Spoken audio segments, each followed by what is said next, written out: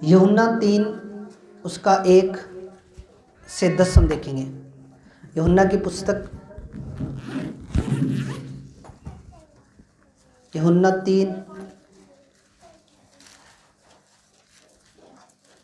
3 उसका 1 से हम देखेंगे। फरीसियों में निकुदेमुस नाम का एक मनुष्य था जो यहूदियों का सरदार था। उसने रात को यीशु के पास आकर उससे कहा, हे रब्बी, हम जानते हैं कि तू परमेश्वर की ओर से गुरु होकर आया है, क्योंकि कोई इन चिन्हों को जो तू दिखाता है यदि परमेश्वर उसके साथ न हो तो नहीं दिखा सकता। यहाँ पे क्या हो गया, अब एक यहूदियों का सरदार निकुदेमुस वो परमेश्वर के पास आता है, वो प्रभु यीशु मसीह के पास आता है और यीशु मसीह के पास आके क्या बोलता है कि प्रभु, मैं जानता हूँ कि तू परमेश्वर की ओर से होकर आया है, क्योंकि जिन चिन्ह और चमत्कारों को तू दिखाता है उन चिन्ह चमत्कारों को कोई भी नहीं दिखा सकता जब तक कि प्रभु उनके साथ ना हो। जब यीशु मसीह गलील के काना में थे तो वहाँ पे यीशु मसीह ने क्या किया, पानी को दाख रस में प्रभु यीशु मसीह ने परिवर्तित कर दिया। जहाँ यीशु मसीह चलते थे, यीशु मसीह के साथ लाखों की भीड़ चलती थी। यीशु मसीह बड़े बड़े चिन्ह और चमत्कारों को करने वाला वो परमेश्वर था। चिन्ह और चमत्कार प्रभु यीशु मसीह ने किए। लाजर को जिंदा किया, अंधों को आंखों की रोशनी दी, गूंगों को बोलने की शक्ति दी, जो बहरे थे, जो सुन नहीं सकते थे, उनको प्रभु ने सुनने की शक्ति दी।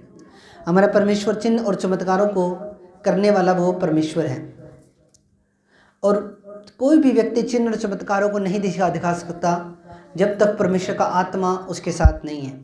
आज किसी भी खुदा के दास के ऊपर उंगली उठाना बड़ा आसान है कि यह खुदा का दास ऐसा है, यह खुदा का दास वैसा है। पर कोई भी, बाइबल ये कह रही है कि कोई भी चिन्ह और चमत्कार नहीं कर सकता जब तक यहोवा का आत्मा उसके साथ ना हो। जब तक परमेश्वर का आत्मा उसके साथ नहीं होगा कोई भी व्यक्ति चिन्ह और चमत्कार नहीं कर सकता।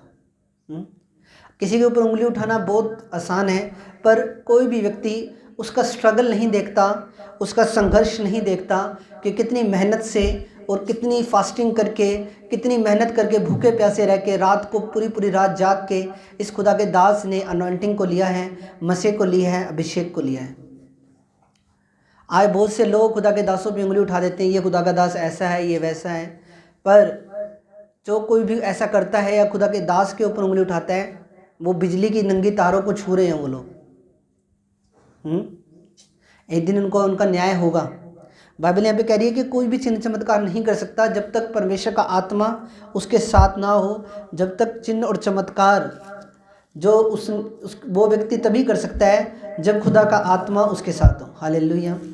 आप चर्च में गवाही देखते हो कि हमारे जीवन में ये काम हुआ, हमारे जीवन में वो काम हुआ, पर करने वाला परमेश्वर है। कौन है करने वाला?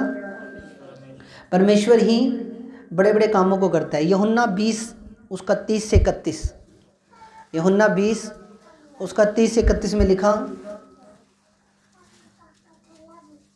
यीशु ने और भी बहुत से चिन्ह चेलों के सामने दिखाए। हालेलुया। ये बच्चों को बाहर ले जाओ इनको।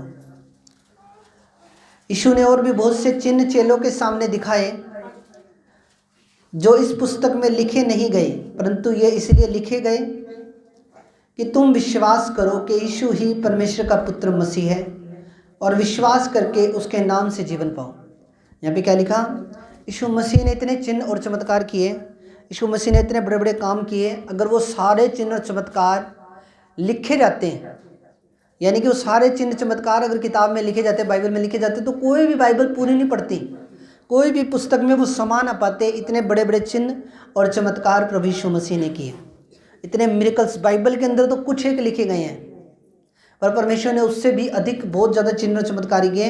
31 वचन में लिखा, परंतु ये यीशु ने और भी बहुत से चिन्ह चेलों के सामने दिखाए, और जो इस पुस्तक में लिखे नहीं गए पुस्तक में, परंतु वे इसलिए लिखे गए हैं कि तुम विश्वास करो कि यीशु परमेश्वर का पुत्र मसीह है, और विश्वास करके उसके नाम से जीवन पाओ। यानी प्रभु ने इतने बड़े बड़े काम किए, अगर वो सारे कामों को नोट किया जाता तो शायद हो सकता है किसी भी पुस्तक में वो इतनी बड़ी वो बाइबल बन जाती कि वो फिर भी वो समा ही नहीं पाते। काम ही प्रभु ने इतने कर दिए थे 3-3.5 साल की सेवकाई के अंदर। तो चिन्ह और चमत्कार परमेश्वर की ओर से होते हैं। हालेलुया। और चिन्ह और चमत्कार होते क्यों हैं? चिन्ह और चमत्कार इसलिए होते हैं ताकि आप विश्वास कर पाओ, ताकि आप विश्वास करो कि यीशु मसीह खुदा का बेटा है, यीशु मसीह ही परमेश्वर है, और हम अपनी लाइफ को चेक करें। प्रभु के हाथ में कोई कमी नहीं है, प्रभु देना चाहता है सबको, पर हम अपनी लाइफ को चेक करें कि हमारी लाइफ में कहाँ कमी है, उस कमी को आप पूरा करें। प्रभु ज़रूर आपको बरकत देगा यीशु मसीह के नाम में। आगे वचन हम देखते हैं। यीशु ने उसको उत्तर दिया, मैं तुझसे सच सच कहता हूँ, यदि कोई नए सिरे से न जन्मे तो परमेश्वर का राज्य नहीं देख सकता। नए सिरे से जन्मे, नए सिरे से जन्मने का मतलब है कि ऊपर से जन्म लेना। इब्रानी बाइबल में जब देखते हैं तो लिखा है ऊपर से जन्म लेना। नए सिरे से जन्मने का मतलब है आत्मिक रीति से नए बन जाना, और अपने दिल को चेंज करना। आत्मिक रीति से नए बन जाना, अपने दिल को चेंज करना ना, यह मौत से जीवन की ओर जाने के समान है। यानी कि जब कोई व्यक्ति प्रभु यीशु मसीह पर विश्वास करता है, वो अनंत काल की मृत्यु से निकलकर, उस नरक की आग से निकलकर, उस अनंत काल की मृत्यु से निकलकर वो कहाँ चला गया? जीवन में, अनंत जीवन में वो चला जाता है। उसकी आत्मा भटकती नहीं है मरने के बाद, उसकी आत्मा दुष्ट आत्मा नहीं बनती, उसकी आत्मा अब्राहम की गोद में चली जाती है, उस शांति के स्थान पे चली जाती है, वहाँ पे वो रेस्ट करती है। ये ऐसा है बिल्कुल कि आप नरक से आप अनंत जीवन की ओर चले गए हैं। जब एक व्यक्ति प्रभु यीशु मसीह पे विश्वास करता है, उसका उद्धार तो होता ही होता है, उसकी लाइफ तो चेंज होती है, पर उसको एक अनंत मृत्यु से भी छुटकारा मिलता है। वो अनंत मृत्यु से छुटकारा पाकर वो नए जीवन के अंदर प्रवेश करता है जब कोई यीशु मसीह पे विश्वास करता है। इसीलिए तो यीशु मसीह ने अपनी कुर्बानी दी। यीशु मसीह आपको मृत्यु के, अनंत काल की मृत्यु से छुटाकर यीशु मसीह आपको नए अनंत जीवन में ले जाना चाहता था। इसीलिए यीशु मसीह ने अपना लहू तक बहा दिया हमारे गुनाहों के लिए। इसीलिए लहू यीशु मसीह ने सब अपने आप को कुर्बान कर दिया। कोड़े खाए, 40 कोड़ों की मार खाई। जब एक कोड़ा पड़ता था 50 ग्राम मांस बाहर आता था। इसीलिए क्योंकि प्रभु यीशु मसीह किसी को नरक में नहीं देख सकता। प्रभु यीशु मसीह चाहता है कि सब लोग स्वर्ग में रहें। जहाँ पिता खुद रहता है वहाँ प्रभु यीशु मसीह खुद, जहाँ प्रभु यीशु मसीह रहता है, जहाँ पिता परमेश्वर रहता है, वहीं यीशु मसीह आपको भी देखना चाहता है। ये बिल्कुल वैसा है कि एक व्यक्ति ने अनंत मृत्यु से छुटकारा पा लिया है और अनंत काल के जीवन के अंदर वो प्रवेश कर गया यीशु मसीह के नाम में। दूसरा कुरिन्थियों 5 उसका 17 से 18। दूसरा कुरिन्थियों 5 निकालेंगे, उसका 17 से 18 वचन देखेंगे। यहाँ पे लिखा, इसलिए यदि कोई मसीह में है तो वह नई सृष्टि है, पुरानी बातें बीत गई, देखो सब बातें नई हो गई हैं। ये सब बातें परमेश्वर की ओर से हैं, जिसने मसीह के द्वारा अपने साथ हमारा मेल मिलाप कर लिया और मेल मिलाप की सेवा हमें सौंप दी है। यहाँ पे लिखा, यदि कोई मसीह में है तो वह नई सृष्टि है, पुरानी बातें बीत गई हैं, देखो सब बातें नई हो गई हैं। पुरानी बातें बीत चुकी हैं। आपका पुराना जीवन, आपका पुराना स्वभाव, पुरानी बातें जो भी थीं उनको छोड़ दो। अब आप नई सृष्टि बन चुके हो। अब आपने नया जन्म पा लिया है प्रभु में। पुरानी बातें बीत चुकी हैं, पुराना स्वभाव बीत चुका है। अब तुम एक नई सृष्टि बन गए हो। पुरानी बातें बीत गई हैं, से कुछ सब बातें नई हो गई हैं। आप कब तक पुराने स्वभाव को लेकर चलते रहोगे? पुरानी बातों को लेकर चलते रहोगे, पुराने झगड़ों को लेकर चलते रहोगे। उस व्यक्ति ने मुझे ये बोला था, उस रिश्तेदार ने मुझे ये बोला था। क्यों हम पुरानी बातों को लेकर चल रहे हैं या पुराने स्वभाव को लेकर चल रहे हैं? जब तक एक व्यक्ति एक अपने अंदर नया स्वभाव नहीं लेकर आएगा, अपने मन को बदलाव नहीं लेकर आएगा, वो कैसे वो एक नया जन्म प्राप्त कर सकता है? सबसे पहले नया जन्म प्राप्त करने का मतलब है अपने हृदय को चेंज करना, अपने मन को फिराना, हर एक उस बुरी चीज़ से, हर एक उस बुरी संगति से, हर बुरे पाप से, हर गुनाह से, हर चीज़ से अपने मन को फिराना है और पूरी रीति के साथ आपको प्रभु के साथ चलना है, प्रभु के पीछे चलना है यीशु मसीह के नाम में। पुरानी बातें बीत चुकी हैं, पर आज के टाइम के अंदर कुछ विश्वासी अभी भी पुरानी बातों को लेके पकड़ के बैठे हुए हैं, पुराने स्वभाव को लेके बैठे हुए हैं। इसीलिए उनकी लाइफ के अंदर रिजल्ट नहीं आ रहा है। प्रभु कह रहा है कि तुम पुरानी बातों को छोड़ दो। अब जैसे बाइबल कह रही है तुम वैसे चलना शुरू करो, तुम्हारी लाइफ के अंदर रिजल्ट आएगा। पुराना नशा छोड़ दो। पुरानी बातें बीत चुकी हैं, पुरानी बातें बीत चुकी हैं, पुरानी बातें बीत चुकी हैं यीशु मसीह के नाम में। अब अपने स्वभाव को नया करो। आपके अंदर प्रेम होना चाहिए दूसरों के लिए, नफरत नहीं होनी चाहिए किसी के लिए भी, क्योंकि प्रभु ने हमें यही सिखाया, जिसके अंदर प्रेम नहीं है वो प्रभु की संतान भी नहीं है, ऐसा बाइबल कहती है। तो अब पुरानी बातें छोड़नी है। एक वचन हम और देखेंगे, इफिसियों की पुस्तक उसका 2 उसका 1 से 5।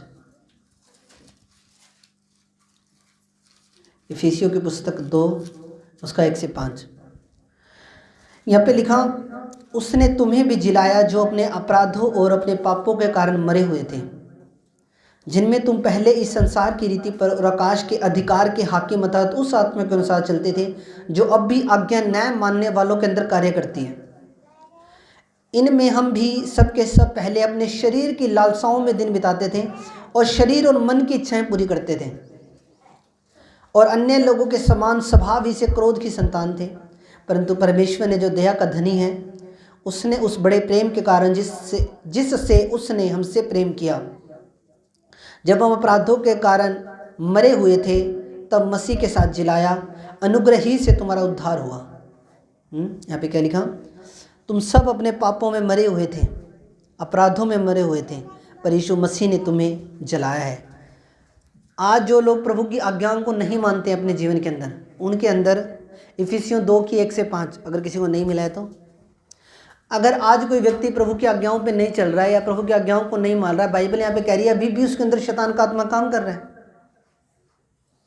अगर आज भी आप आज्ञाओं को नहीं मान रहे हो, यहाँ पे लिखा साफ साफ, जिनमें तुम पहले इस संसार की रीति पर आकाश के अधिकार के हाकिम यानी शैतान अर्थात उस आत्मा के अनुसार चलते थे जो अब भी आज्ञा न्याय मानने वालों में कार्य करता है। यानी कि अभी भी अगर तुम आज्ञा नहीं मान रहे हो, तुम कोई भी आज्ञा तोड़ रहे हो, अभी भी कहीं ना कहीं शैतान का अंश तुम्हारे अंदर है।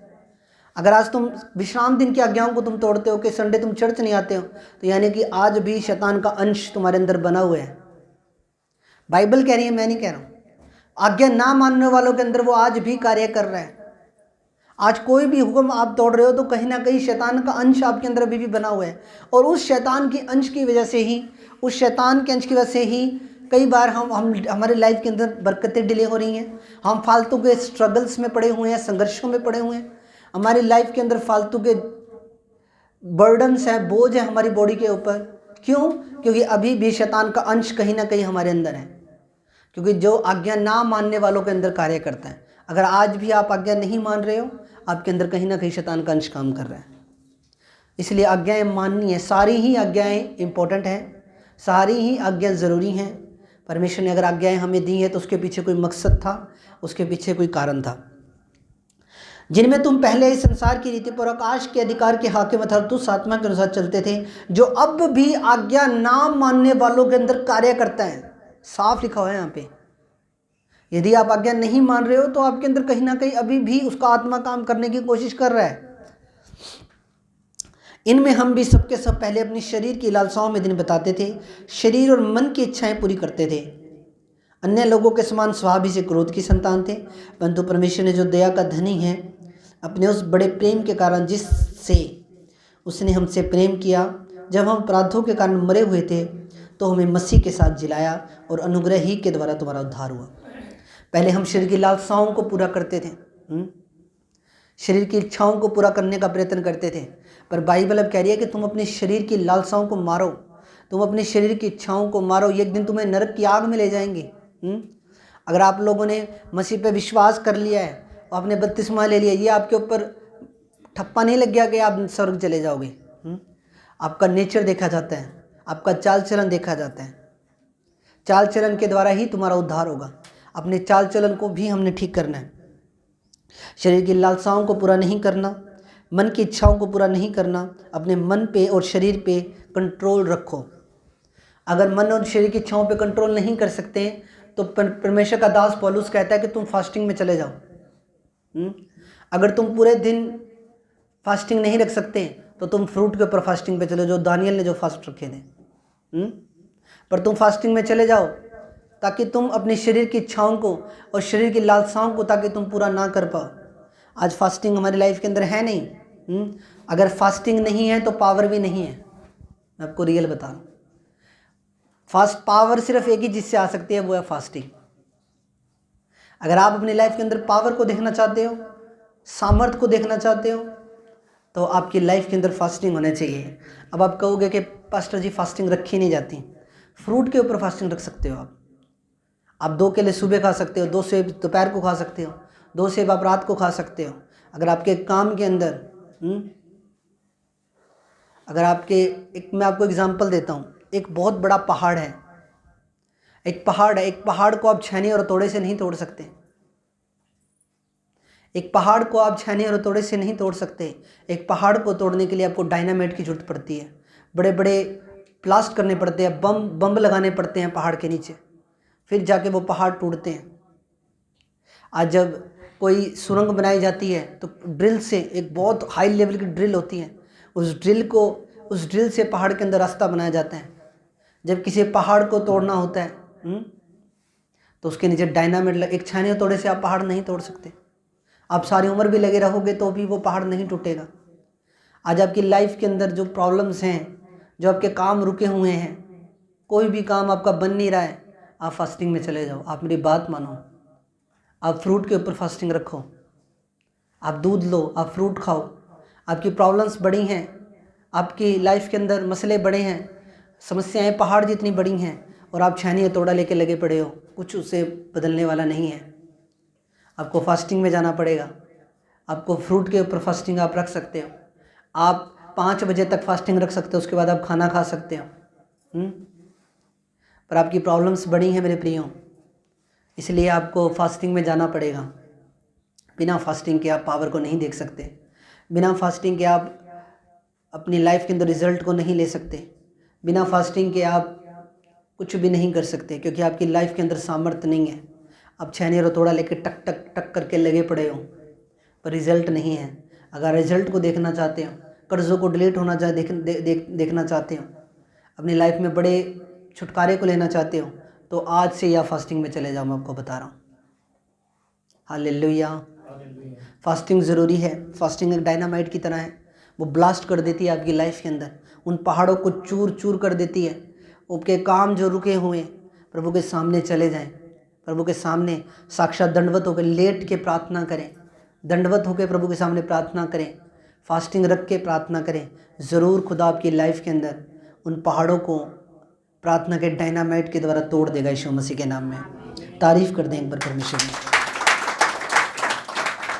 हालेलुया। एक चीज़ मैं आपको बताऊं, कोई भी सेवकाई अगर बढ़ती है तो वो वचन के बेस के ऊपर बढ़ती है। अगर एक कलीसिया के अंदर वचन अच्छा है, चिन्ह चमत्कार चाहे उस पास्टर के द्वारा नहीं भी हो रहे हैं, अगर उसके पास वचन की सॉलिड टीचिंग है, वचन का ज्ञान उस पास्टर को है, वो सेवकाई बढ़ती है और 100 गुना फलों को लेकर आती है यीशु मसीह के नाम में। और मैं प्रभु का धन्यवाद करता हूँ कि परमेश्वर ने मुझे अच्छी वचन की नॉलेज दी, वचन का हथौड़ा दिया। मैं खुदा का धन्यवाद करता हूँ। मैं खुद अपने वचन को जब सुनता हूँ यूट्यूब पे घर जाके या अपने फ़ोन में सुनता हूँ, मैं खुद अपने वचन को सुन के मैं खुद भी ब्लेस होता हूँ। हालेलुया। इसलिए वचन अच्छा होना बहुत ज़्यादा ज़रूरी है, वचन की नॉलेज होनी बहुत ज़्यादा ज़रूरी है। हालेलुया।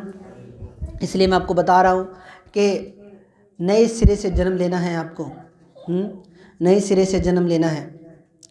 और यहाँ पे लिखा, शरीर की लालसाओं में दिन बिताते और शरीर की मन की इच्छाएं पूरी करते थे। अन्य लोगों के समान स्वभाव इसी क्रोध की संतान थे, परंतु परमेश्वर ने जो दया का धनी है, उसने अपने बड़े प्रेम के कारण, जिससे हमसे प्रेम किया, जब हम अपराधों के कारण मरे हुए थे तब मसीह के साथ जिलाया। प्रभु यीशु मसीह ने हमें जिलाया है, प्रभु यीशु मसीह ने हमारे लिए क्रूस उठाई है, प्रभु यीशु मसीह ने हमारे लिए जान दी है। हालेलुया। आज हम अपने बच्चों से कितना प्यार करते हैं, पर परमेश्वर ने अपने इकलौते बेटे को, जिससे वो सबसे अधिक प्रेम करता था, वो भी हमारे लिए कुर्बान कर दिया। पर आज हमें जैसा मसीह होना चाहिए था हम वैसे हैं नहीं। जैसे जिस लेवल के मसीह हमें होना चाहिए था उस लेवल के मसीह हमें नहीं। एक प्रॉफिट की चर्च में आने के बावजूद भी आज आप उस लेवल के मसीह मुझे नहीं लगते हो जिस लेवल के मसीह आपको होना चाहिए था। इसलिए अपनी मेहनत को बढ़ाएं। प्रभु ने वादा किया है कि मसीह में की गई मेहनत कभी भी व्यर्थ नहीं जाती। आप जो फास्टिंग करोगे, आप जो डेली प्रभु के सामने जाके प्रार्थना करोगे, वो व्यर्थ नहीं जाएगी। प्रभु ने साफ वचन में लिखा हुआ है कि तुम्हारी मेहनत कभी भी व्यर्थ नहीं जाएगी। तुम जो भी कमरे बंद कर करके दिन रात दुआएं करते हो, वो व्यर्थ नहीं जाएगी। प्रभु उसका प्रतिफल तुम्हें एक ना एक दिन ज़रूर देगा यीशु मसीह के नाम में। हालेलुया। आगे हम फिर देखेंगे यूहन्ना 3:5। यहाँ पर यीशु ने उत्तर दिया, मैं तुझसे सच सच कहता हूँ कि जब तक कोई मनुष्य जल और आत्मा से न जन्मे वह परमेश्वर के राज्य में प्रवेश नहीं कर सकता। हाँ जी, हालेलुया। क्या लिखा है यहाँ पे? जल और आत्मा से न जन्मे। यहाँ पे जो जल वर्ड लिखा है आपको लग रहा होगा कि ये 32 में से रिलेटेड है, पर ये 32 में से रिलेटेड नहीं है। जल जब मैंने इसको डीप स्टडी जब मैंने की तो मेरे को यहाँ पे जो मैंने सीखा वो मुझे पता लगा कि जहाँ पे ये जल लिखा हुआ है ये वचन के लिए लिखा हुआ है, वचन के लिए। यहाँ इस वचन को हम ऐसे भी पढ़ सकते हैं। यीशु ने उत्तर दिया, मैं तुझसे सच सच कहता हूँ कि जब तक कोई मनुष्य वचन और आत्मा से न जन्मे तो वह परमेश्वर के राज्य में प्रवेश नहीं कर सकता। बपतिस्मा लेना जरूरी है, वो प्रभु की आज्ञा है। पर जल के द्वारा तुम शुद्ध नहीं हुए। तुम शुद्ध हुए हो किस चीज़ के द्वारा? तुम शुद्ध हुए हो कि तुमने यीशु मसीह पे विश्वास किया है। तुमने यीशु मसीह के लहू से तुम धोए गए हो। तुमने यीशु मसीह पे विश्वास किया है, इस वजह से तुम बचाए गए हो यीशु मसीह के नाम में। हालेलुया। एक वचन हम और देखेंगे, निगर्मण की पुस्तक 30 अध्याय। निगर्मण 30 पुराने नियम के अंदर।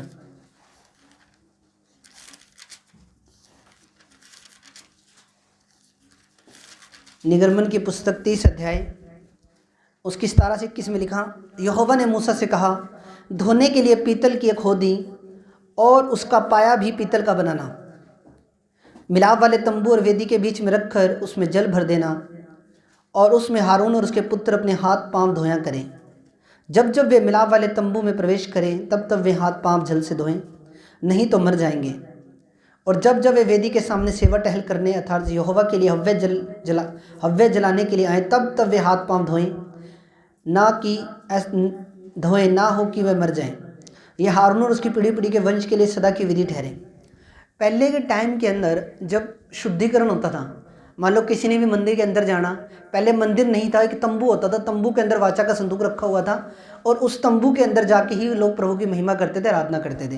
तो यहाँ पे प्रभु ने क्या बोला? शुद्धिकरण की विधि बनाई परमेश्वर ने। यहाँ पे बोले कि तुम जब भी जाना अंदर, जब तुम मेरी सेवा टहल करने के लिए जब तुम अंदर जाओ तो अपने आप को धोना, अपने हाथों को धोना, अपने पाँव को धोना, अपने हाथ पाँव को धो के तो फिर तुम जाना अंदर, फिर तुम जाके मेरे लिए हव्य चढ़ाना, फिर तुम जाके मेरी महिमा करना अंदर जाके। पर आज के टाइम के अंदर प्रभु आपको हाथ पांव धोने के लिए नहीं बोल रहा है। आज के टाइम में प्रभु आपको बोल रहा है अपने मन को फिराने के लिए, अपने मन को शुद्ध करने के लिए। आज मैं चाहूँ तो मैं भी एक टब रख दूँ बाहर पानी का भर के, वे हाथ पैर धो के अंदर आना नहीं। प्रभु कह रहा है कि हाथ, वो पुराना नियम था, नए नियम के अंदर प्रभु कह रहा है कि तुम अपने मन का खतना करो, तुम अपने मन को चेंज करो। तुम प्रभु में आ गए हो, तुमने अपना मन ही नहीं फिराया अभी तक, तुमने पुरानी चीज़ों को छोड़ा ही नहीं अभी तक, पुरानी चीज़ों को तुम पकड़ के बैठे हो। अपने मन के अंदर बदलाव लाओ, पुराने चीज़ों को छोड़ दो, पुराने स्वभाव को छोड़ दो। वही तो आज की शुद्धिकरण, वही शुद्धिकरण आज की वही शुद्धिकरण है। वही उसी तरीके से तुम शुद्ध होते हो जब तुम अपने मन को फिराते हो, जब तुम अपने मन को चेंज करते हो। हालेलुया। मत्ती 3:6 में लिखा, यूहन्ना ने कहा था अपने पापों को मान लेने के बाद यूहन्ना ने उन्हें यरदन नदी में बपतिस्मा दिया। जब एक व्यक्ति अपने पापों को मान लेता है उसके बाद उसको बपतिस्मा मिलता है। यानी कि शुद्धिकरण जब आप पश्चाताप करते हो, जब आप प्रभु के सामने अपने गुनाहों को मान लेते हो और प्रभु के सामने जाके अपने पापों को मान के प्रभु से क्षमा करते हो, रो रो के प्रार्थना करते हो, प्रभु जो भी गुनाह पाप मुझसे हुए मुझे क्षमा कर, मुझे नया जीवन दे पिता, मुझे मृत्यु के बंधनों से छुड़ा और दुष्ट आत्मा को मेरे जीवन से दूर कर।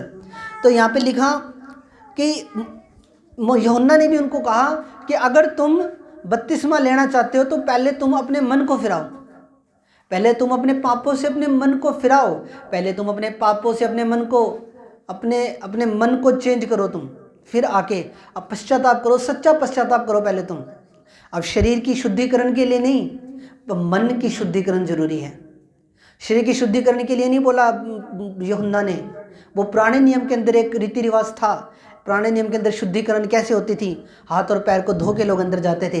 पर आज के टाइम के अंदर प्रभु का आत्मा कह रहा है कि अपने मन को फिरा, अपने मन को शुद्ध कर। अभी तक तो अपना मन तूने पूरी रीति से मेरी तरफ लगाया नहीं, अपने मन को पूरी रीति से मेरी तरफ लगा।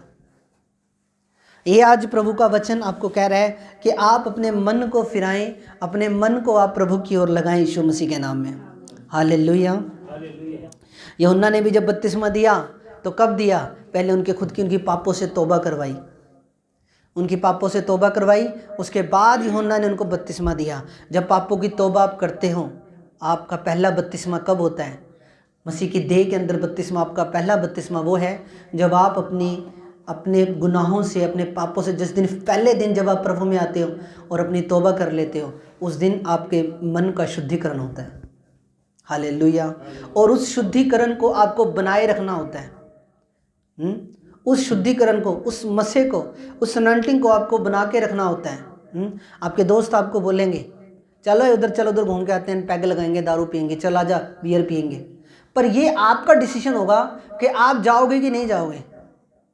आप अपने अपना मसा खराब करना है तो आप चले जाओगे। जी आपने अपने मन की शुद्धिकरण खराब करनी है फिर तो आप चले जाओगे।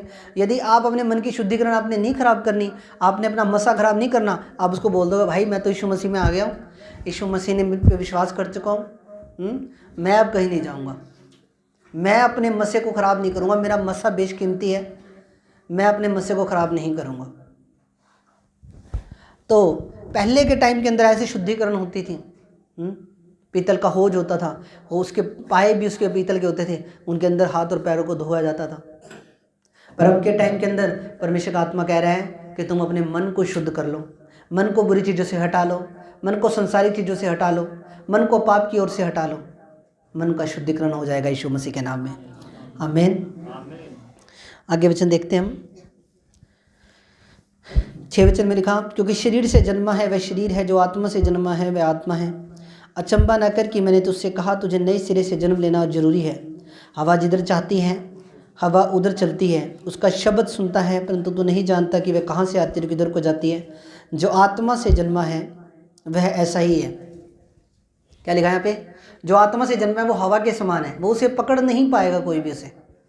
प्रभु यीशु मसीह को कितनी बार उन्होंने पकड़ने की कोशिश की शास्त्रीय फरीसियों ने, प्रभु यीशु मसीह हवा की तरह निकल जाते थे उनके बीच में से, पता ही नहीं लगते थे, 1 सेकंड के अंदर गायब। क्यों? क्योंकि प्रभु यीशु मसीह शारीरिक नहीं थे, प्रभु यीशु मसीह आत्मिक थे। आज कौन लोग शैतान के पकड़ में आ जाते हैं? जो लोग आत्मिक नहीं हैं। आत्मिक व्यक्ति कभी भी शैतान की पकड़ में नहीं आएगा, ये चीज़ नोट कर लेना। डायरी आप लाते नहीं हो, मैं बोल के रह गया, मुझसे ले लेना पैसे। अगर किसी पर डायरी लेने के पैसे नहीं है ना, मुझसे लेके जाना। आज एक 20 रुपये की कॉपी नहीं लेके आ सकते तुम, क्या मसीह में बढ़ोगे तुम? अब ये इतनी इंपॉर्टेंट बात मैं बता रहा हूँ, ये आप लिखते, अपने नोट्स तैयार करते, आपको ही काम आती ना आगे। वचन में लिखा, हवा जिधर चाहती है उधर चलती है और तू उसका शब्द सुनता है परंतु नहीं जानता कि वह कहाँ से आती है और किधर को जाती है। जो कोई आत्मा से जन्मा है वह ऐसा ही है। आत्मा से जन्म है। प्रभु यीशु मसीह क्यों पकड़ में नहीं आए? शास्त्रीय फरीसियों ने बहुत बार पत्थर उठाए उसके ऊपर मारने के लिए, बहुत बार उसको कोशिश की पकड़ने की, पर यीशु मसीह नहीं पकड़ में। प्रभु यीशु मसीह बीच में से निकल जाते थे, पता नहीं लगता था। क्यों? क्योंकि यीशु मसीह आत्मिक थे। आत्मिक व्यक्ति कभी भी किसी के पकड़ में नहीं आएगा, चाहे कोई संस्था है, चाहे कोई भी है, कुछ भी है, कोई दल है, कोई संस्था है, कुछ भी है। आत्मिक व्यक्ति उनकी पकड़ में नहीं आएंगे, क्योंकि आत्मिक व्यक्ति हवा की तरह है। तुम हवा को महसूस कर सकते हो पर तुम हवा को अपने हाथ में पकड़ नहीं सकते। जब हवा तेज तेज चलती है तुम हवा को महसूस कर सकते हो, आपके घर के कपड़े उड़ने लग जाते हैं, आपके आंधी आती है, आप हवा को पकड़, मैं कैसे एक्सप्लेन करूं? हवा को तुम महसूस करते हो, परमेश्वर के कामों को तुम महसूस कर सकते हो, परमेश्वर के काम तुम्हें दिखाई नहीं देते। जब किसी का कैंसर गायब होता है तुम्हें पता लगता है कि हाँ प्रभु ने इसके कैंसर को गायब किया। जब किसी की खारिश की बीमारी ठीक होती है, जब किसी का ब्लड का इन्फेक्शन ठीक होता है, शुगर ठीक होता है, आपको पता होता है कि प्रभु ने इसको हील किया है। पर वो काम आपको होते हुए तो नहीं दिख रहे, क्योंकि वो हवा के समान वो काम होते हैं। हवा जिधर जाती है हवा उधर चलती है। इसलिए आत्मिक अगर आप हो जाओगे, कोई आपको पकड़ नहीं पाएगा। यीशु मसीह के सामर्थ्य नाम में कोई नहीं पकड़ पाएगा आपको, मैं रियल बता रहा हूँ आपको। इसलिए आपको आत्मिक बनना है। आत्मिक व्यक्ति कभी भी किसी के पकड़ में नहीं आता, जैसे प्रभु यीशु मसीह भी उनके पकड़ में नहीं आए थे। आगे वचन में लिखा, यह सुनकर यीशु ने उसको उत्तर दिया, निकोदेमुस ने उसको उत्तर दिया, यह बातें कैसे हो सकती है? सुनकर यीशु ने उससे कहा, इजराइलियों के गुरु होकर भी क्या इन बातों को नहीं समझता? मैं तुझसे सच कहता हूँ कि हम जो जानते हैं वह कहते हैं और जिसे हमने देखा है उसकी गवाही देते हैं, और तुम हमारी गवाही ग्रहण नहीं करते। जब मैंने तुमसे पृथ्वी की बातें कही तुम विश्वास नहीं करते, यदि मैं तुमसे स्वर्ग की बातें कहूँ तो फिर कैसे विश्वास करोगे?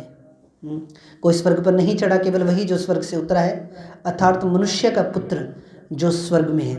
और जिस रीति से मूसा ने जंगल में सांप को ऊंचे पर चढ़ाया, उसी रीति से अवश्य है कि मनुष्य का पुत्र भी ऊंचे पर चढ़ाया जाए, ताकि जो कोई इस पर विश्वास करे वह अनंत जीवन पाए। क्योंकि परमेश्वर ने जगत से ऐसा प्रेम रखा कि उसने अपना इकलौता पुत्र भी दे दिया, ताकि जो कोई उस पर विश्वास करे वह नष्ट न हो परंतु अनंत जीवन पाए। स्वर्ग के बारे में सबसे ज़्यादा चीज़ें प्रभु यीशु मसीह ने बताई। अब मैं आज आपसे कुछ चीज़ बताता हूँ। मैं आपको जलंधर के अंदर कोई चौक पूछूं, आप जिन जलंधर में कभी गए नहीं हुए, मैं आपको अमृतसर का पूछूं, चलो कोई चौक, मैं आपको अमृतसर का कोई चौक पूछूं, आप ज़िंदगी में कभी अमृतसर नहीं गए, तो क्या आप अमृतसर के चौक के बारे में बता पाओगे? नहीं बता पाओगे, आप गए नहीं, आपने उस शहर के अंदर पैर ही नहीं रखा कभी अपना। आप कैसे बता सकते हो उस शहर के बारे में कि कौन सा चौक कहाँ पे है? अगर मैं किसी से पूछूं कि अमृतसर के अंदर पीपी चौक कहाँ है, आप नहीं, जलंधर के अंदर पीपी चौक कहाँ है, आप कभी गए नहीं जलंधर, आप नहीं बता पाओगे। हिसार के अंदर डावड़ा चौक कहाँ है, आप कभी ज़िंदगी में हिसार नहीं गए, आप नहीं बता पाओगे। उसी तरह प्रभु यीशु मसीह स्वर्ग का था, स्वर्ग पिता पुत्र पवित्र आत्मा ने बनाया, और प्रभु यीशु मसीह ही स्वर्ग के बारे में ज़्यादा डिटेल में बता सकते हैं, क्योंकि यीशु मसीह स्वर्ग का है, यीशु मसीह स्वर्ग में रहता था, यीशु मसीह स्वर्ग में रहता है, यीशु मसीह ही स्वर्ग के बारे में बता सकते हैं। आज आपको बहुत सी किताबें मिल जाएंगी जिसमें चीज़ें लिखी हुई हैं कि मरने के बाद ये होगा, वो होगा, इसके हिसाब से आपका न्याय होगा, ये होगा, वो होगा। पर सबसे अधिक बातें तो प्रभु यीशु मसीह ने रिवील की स्वर्ग के बारे में। सब कुछ तो यीशु मसीह ने बताया स्वर्ग के बारे में। तो आप किन चीज़ों पे ज़्यादा बिलीव करोगे? जो व्यक्ति स्वर्ग से आया, मान लो मैं अमृतसर घूम के आया हूँ, मैंने सारे चौक घूम लिए अमृतसर के मैंने सारे चौक घूम लिए। अब कोई मुझसे पूछ रहा है चौकों के बारे में, और चौक के बारे में पूछ रहा है, मैं बता दूंगा, मैं भाई फलाना चौक उधर है, फलाना चौक उधर है। उसी तरह प्रभु यीशु मसीह ही बता सकता है कि स्वर्ग के अंदर कौन सी चीज़ कहाँ है, और यीशु मसीह स्वर्ग का परमेश्वर है। स्वर्ग यीशु मसीह के हाथ की बनाई की कारागरी है। आज कोई बुढ़ के कह देता है स्वर्ग हमने बनाया जी हालेलुया, ये चीज़ हमने बनाई है जी, वो चीज़ हमने बनाई है, पर प्रूफ कहाँ है? प्रभु यीशु मसीह जीवित खुदा है, जीवित परमेश्वर है। उसके कपड़े आज भी वर्टिकन सिटी के अंदर पड़े हुए हैं। जो किले उसके ठोकी गई थी वो रोम देश के अंदर वर्टिकन सिटी के अंदर उसकी वो किले भी पड़ी हैं, वो कांटों का थ्रोन भी पड़ा है, ताज भी पड़ा है, वो सब कुछ पड़ा है वैसे के बैठे, वैसे का वैसा। तो कौन स्वर्ग के बारे में मुझे बताएगा कि स्वर्ग के अंदर कौन है? वही बताएगा जो स्वर्ग से आया है। अगर अमृतसर में घूम के आया हूं तो अमृतसर के स्टेशन का रास्ता भी मुझे पता है। उसी तरह यीशु मसीह हमें स्वर्ग ले जा सकता है, क्योंकि यीशु मसीह स्वर्ग का परमेश्वर है। स्वर्ग उसी ने बनाया है, उसी ने रचा है। हालेलुया। रॉन्ग नंबर के पीछे नहीं जाना कभी भी पीके फिल्म देखी थी ना, ये रॉन्ग नंबर है हालेलुया। सानू बापू साडा जज लग गया, सानू लोड़ नहीं वकीलों की। हालेलुया। यीशु मसीह हमारा जज है, हमें वकीलों की ज़रूरत नहीं है यीशु मसीह के सामर्थ्य नाम में। हालेलुया। डब्बी परी हुई किल्लां दी डब्बी परी हुई किल्लां दी, बापू साडा जज लग गया, सानू लोड़ नहीं वकीलों की। आमीन। हालेलुया। तो कौन मुझे बता सकता है स्वर्ग के अंदर ये चीज़ कहाँ है? अब प्रकाशित वाक्य अगर आप देखोगे तो उसमें सारा लिखा हुआ है। वहाँ पे जल के सोते हैं, वहाँ पे फलदायी पेड़ हैं, वहाँ पे सोने की सड़कें, सब कुछ प्रकाशित वाक्य में लिखा हुआ है। तो कौन बता सकता है स्वर्ग के अंदर क्या चीज़ें हैं? और एक चीज़ सबसे बढ़िया, वो चिन्ह और चमत्कार जो आज भी बड़े बड़े काम प्रभु करता है, वो काम इस चीज़ का प्रमाण है कि यीशु मसीह जीवित परमेश्वर है। यीशु मसीह बड़े बड़े कामों को पहले भी करता था और आज भी करता है यीशु मसीह के नाम में। हालेलुया। इसलिए वही बता सकता है जी, जो स्वर्ग का है, जो स्वर्ग गया हुआ है, वही बता सकता है स्वर्ग के बारे में इतनी सारी बातें। बाकी कहने को तो कुछ भी कह दूँ, कहने को तो मैं कह देता हूँ कि मुंबई के अंदर मेरा शाहरुख खान के बगल में एक फ्लैट पड़ा है मान लो क्या, नहीं हजम होती ना बात। मैं कहता हूँ मुंबई के अंदर जहाँ अमिताभ बच्चन रहता है उसके साथ में मेरा भी एक प्लाट पड़ा है, बस वो बात अलग है, मैं सिरसा में रहता हूँ, इतनी दूर जाता नहीं हूँ। हजम होती है बात? नहीं होती। हालेलुया। तो कथाएं और रियलिटी के अंदर फ़र्क है। आमीन। कथाएं और रियलिटी के अंदर फ़र्क है। हालेलुया। तो बापू साडा जज लग गया, सानू लोड़ नहीं वकीलां दी। हालेलुया। आगे वचन हम देखेंगे।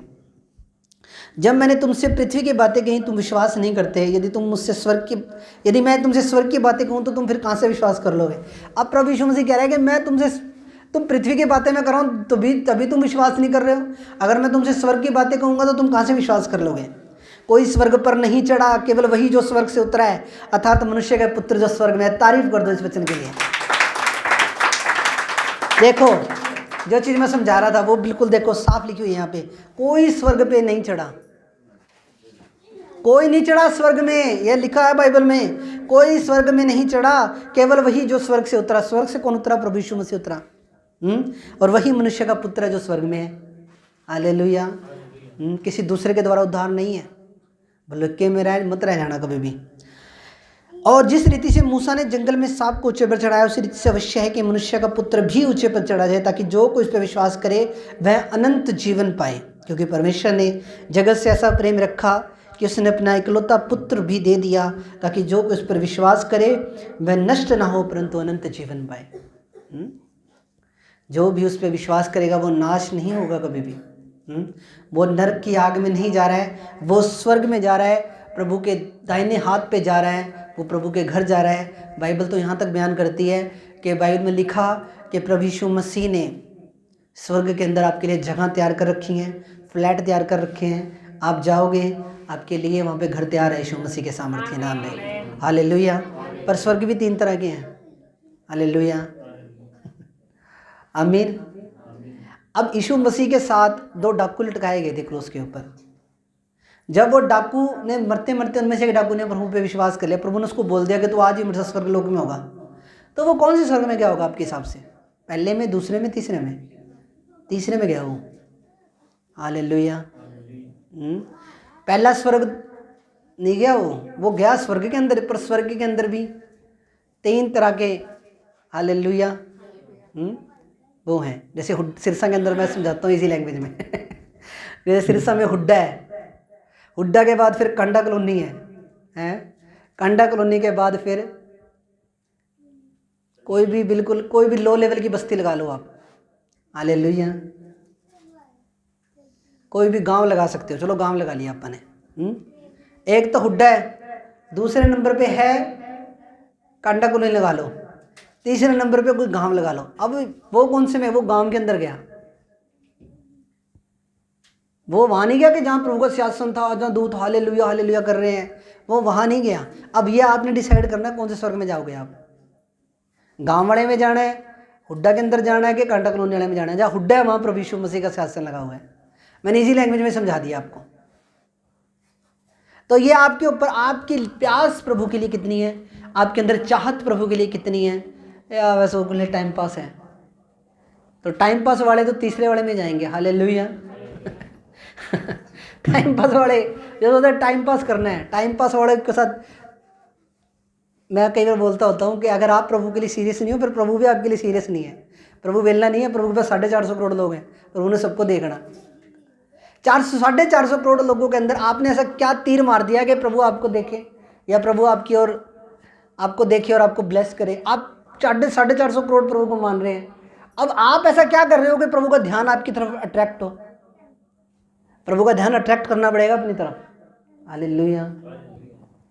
क्यों प्रभु आपको ही देखे और आपको ही ब्लेस करे? हालेलुया। क्यों? आपके अंदर कोई हीरे लगे हुए हैं कि सोने चांदी ही लगे हुए हैं? नहीं, आपको अपने चरित्र के द्वारा प्रभु को प्रसन्न करना पड़ता है। आपको प्रभु के वचनों पे जब आप चलते हो, तो बाइबल में ये लिखा हुआ है कि वो ढूंढता है, खुद ढूंढता हुआ आएगा, आपको कहीं जाने की जरूरत नहीं है। अगर आप प्रभु और सच्चाई से महिमा कर रहे हो ना अपने घर के अंदर बैठ के भी प्रभु की, तो परमेश्वर का आत्मा खुद तुम्हें ढूंढता आएगा। ये बाइबल के अंदर लिखा हुआ है, यूहन्ना के अंदर। हालेलुया। इसलिए तो मैं आपको बोल रहा हूँ कि आप लोग अपनी लाइफ को सेटल करें। हालेलुया। क्योंकि परमेश्वर ने जगत से ऐसा प्रेम रखा कि उसने अपना इकलौता पुत्र दे दिया, ताकि जो कोई इस पर विश्वास करे वह नष्ट ना हो परंतु अनंत जीवन पाए। हालेलुया। प्रभु नहीं चाहता कि कोई भी नाश हो, कोई भी नरक की आग में जाए। प्रभु चाहता है कि सब लोग ब्लेस रहे, अनंत जीवन पाएँ। पर जब एक विश्वासी प्रभु के विरोध में हो जाता है, प्रभु की आज्ञाओं पे चलना छोड़ देता है, तब प्रभु के पास भी कोई ऑप्शन नहीं रहता कि उसे नरक की आग में फिर डालना पड़ता है। हालेलुया। प्रभु में आप आ गए हो, प्रभु पे विश्वास कर लिया, बहुत अच्छी बात है। अब अपने कैरेक्टर के ऊपर काम करना शुरू करो कि कैसे मैं और अधिक प्रभु में बढ़ सकता हूँ, कैसे मैं और अधिक प्रभु की आवाज़ को सुन सकता हूँ, कैसे मैं और अधिक प्रभु के करीब जा सकता हूँ। ये चीज़ आपको करनी पड़ेगी। तो प्रभु आपको ढेर सारी आशीष दे इस वचन के द्वारा। मेरा बिलीव है आज के वचन के द्वारा आपने आशीष पाई है, प्रभु ने आपसे बात की है। प्रभु की बात को इस कान से सुनकर इस कान से निकालना नहीं है, प्रभु की इस कान में प्रभु की बात को सुनना है और अपने दिल के अंदर संभाल के रखना है। प्रभु की बातों पे मनन करना है। इस वचन को जो मैंने यूट्यूब पे डल जाएगा शाम तक, इस वचन को सुना करो। इस वचन को कम से कम हफ्ते में, ये पूरे हफ्ते का खाना है आपका। जब भी आपको आत्मा में वीकनेस, कमजोरी लग रही है, आप इस वचन को सुनो, प्रभु आपको नया बल प्रदान करेगा यीशु मसीह के नाम में। आमीन। तो प्रभु आपको आशीष दे। अब हम आंखें बंद करें। मेरे महान और सामर्थ्य पिता, मैं धन्यवाद करता हूँ मेरे परमेश्वर पिता आज के वचन के लिए, इस सुंदर वचन के लिए प्रभु धन्यवाद। पिता जो वचन तेरे बेटे बेटियों ने सुने हैं, इनके जीवन में सुख आशीष को लेकर आए पिता, प्रभु यीशु मसीह के सामर्थ्य नाम में। आमीन आमीन आमीन।